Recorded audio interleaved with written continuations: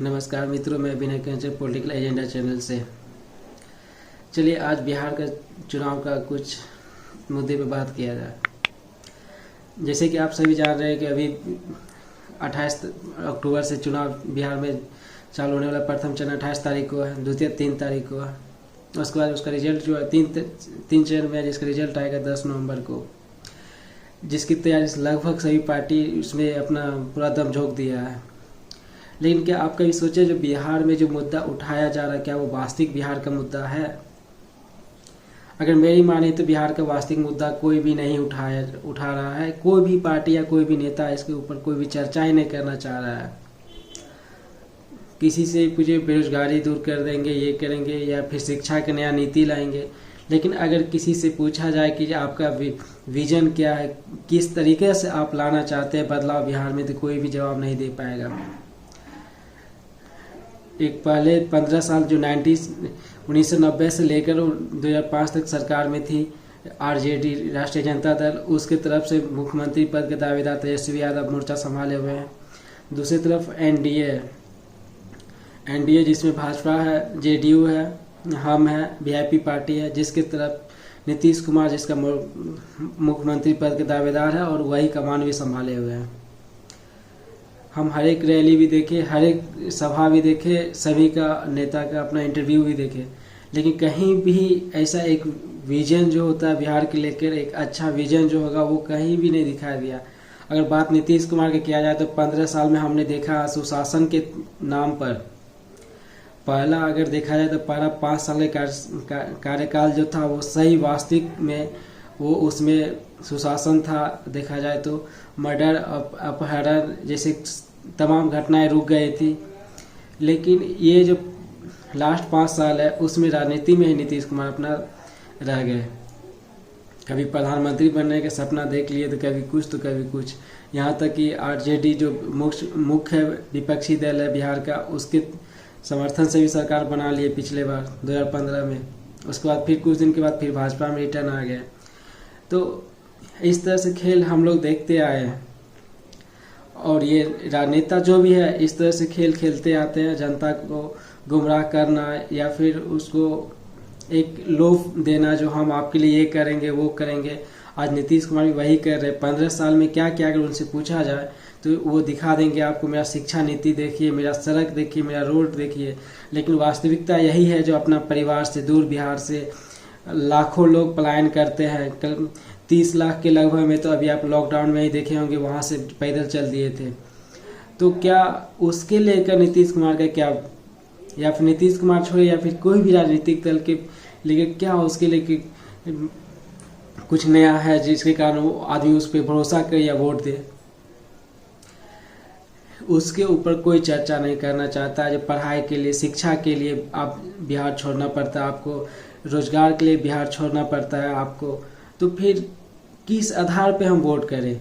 और ये सब क्यों नहीं है? एक समय था जब बिहार का उद्योग जो होता था चीनी का या फिर पेपर का, ये सब बिहार इंडिया में नंबर 1 पे आता था बिहार ये सब मामला में। लेकिन ऐसा क्या हो गया कि जो चीनी मिल सब ठप हो गया, बंद हो गया, पेपर मिल सब बंद हो गया। लेकिन उसके ऊपर आज तक कोई राजनेता बात करना नहीं चाहते, कोई नहीं बोलना चाहते जो या फिर उसी चीनी मिल को नया सिरे से चालू किया जाए या फिर नया चीनी मिल बैठाया जाएगा, बिहार को फिर से उस रास्ते पे लाया जाएगा, उस मुकाम तक पहुंचाया जाएगा। पेपर मिल जो बिहार में बिहार नंबर 1 आता था भारत में, आज क्या स्थिति हो गया उसका?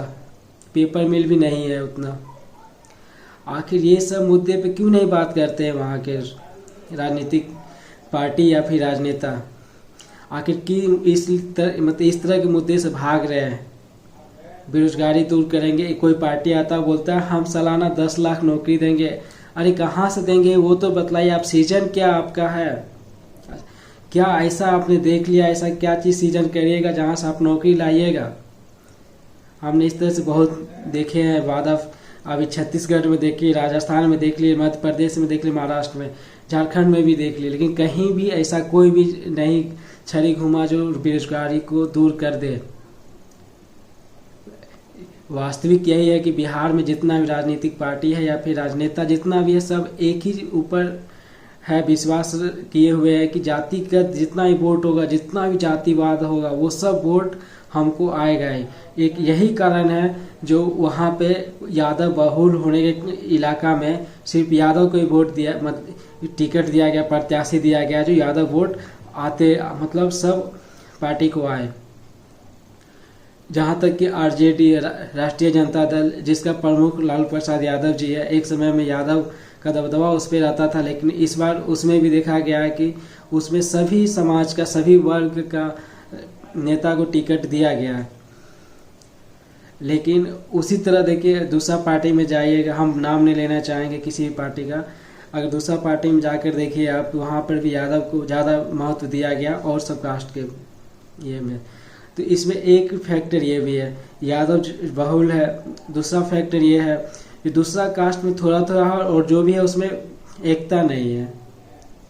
तो कुल मिलाकर इतना समझ लीजिए शॉर्ट फॉर्म में, जो जितना भी राजनेता है या फिर राजनीतिक पार्टी है, सब एक ही फंडा पे चल रही है, जातिगत वोट मिल जाएगा और हम सरकार बना लेंगे। और समीकरण भी यही है, जो एनडीए की सरकार बनते नजर आई है, इसका समीकरण एक ही है, लालू यादव और पप्पू यादव दोनों अलग अलग लड़ रहे हैं, दोनों का वोट, यादव का वोट डिवाइड होगा दोनों में, इसका फायदा एनडीए को मिलेगा। इसीलिए एनडीए भी जिसके तिसको टिकट बांट दिया है और उसको मालूम है जो हम जीत जाएंगे। इसका फार्मूला यही समीकरण है। अगर बिहार विकास पर वोट करता है तो इस बार एनडीए का यानी नीतीश कुमार का हार होगा। इसका रीजन एक ही है, जो 30 लाख आदमी जो बिहार से बाहर रहते हैं और वो जानते हैं कि बिहार में सब कुछ, हर एक राज्य में आज के डेट में रोजगार है, प्राइवेट नौकरी हो, शिक्षा के लिए कॉलेज हो, मेडिकल कॉलेज हो, या बहुत कुछ है, सुविधाएं मिलती है, लेकिन बिहार में क्यों नहीं मिलता है? सिंचाई के नाम पर क्या है बिहार में? कुछ नहीं किसान के लिए मिलता है, कोई योजना नहीं है। बहुत जगह देखिए कृषि लोन माफ होता है, लेकिन बिहार का हाल देखिए, सूखा होता, सूखाग्रस्त क्षेत्र में रुपया मिलता है, लेकिन बिहार में कुछ नहीं है। बाढ़ग्रस्त आया, कोई मतलब नहीं है नीतीश कुमार को, बाढ़ में आप डूब जाइए मर जाइए उससे मतलब नहीं है, वो देखने के लिए भी नहीं जाने वाले हैं आपको। तो सबसे पहला बात आप अपना देख लीजिए, ये गांठ बांट लीजिए, जो अब की बार जाति पर वोट नहीं देना है। अगर आपका क्षेत्र विधायक घूमने आया है, विधायक अगर काम किया है तभी वोट कीजिए, नहीं तो मत कीजिए। केंद्र में मोदी जी अच्छा काम कर रहे हैं, केंद्र में उनको वोट दीजिए, सांसद को जिताइए आप, कोई दिक्कत नहीं है, हम कुछ नहीं बोलेंगे। लेकिन बिहार का भविष्य का सवाल है, हम लोगों ने 30 साल खो दिए बिहार को। स्वर्णिम भविष्य जो होता है 90 से लेकर 2000 तक में सभी राज्य राइज किया था, लेकिन हम लोग बिहार जो थे वो पीछे के पीछे ही जाते रहे। उसका एक ही मुख्य कारण था, जातिवाद। और फिर से जातिवाद में अगर आप फंसिएगा तो अब की बार पूरे समाप्त। हम भी यही बोलते हैं, जो अगर आप सच में जितना भी बिहारी आप देखिए, अपना बच्चा से पूछ लीजिए उसको, जो क्या पढ़ाई के लिए बाहर जाना पड़ता है, रोजगार के लिए बाहर जाना पड़ता है, अपना परिवार छोड़ दीजिए, अपना जमीन जायदाद छोड़ दीजिए, अपना गृह क्षेत्र जहां हम जन्म लेते जो स्थान पे, वो स्थान छोड़ दीजिए। क्या है ये? आखिर कब तक ये चलता रहेगा? आखिरकार बहुत ऐसा जगह आपको मिल जाएगा जहाँ से आपको पलायन, जैसे सिवान डिस्ट्रिक्ट ले लीजिए, वहाँ से अधिकतर आपको देखिएगा विदेश गए हुए आदमी है। आखिर उन लोग को रोजगार अगर बिहार में मिल जाएगा तो क्या जरूरत है वहाँ जाने का? एक बार विचार जरूर करिए। और जितना भी आपका वोट मांगने के लिए आता है उससे सिर्फ एक ही सवाल पूछिए आप, जो हमें 15 साल में आपने क्या दिया एनडीए की गवर्नमेंट में? क्या हमारा बच्चा बाहर पढ़ने के लिए नहीं गया, या फिर क्या हमारा बच्चा बाहर जॉब करने के लिए नहीं गया? अगर गया तो क्यों गया?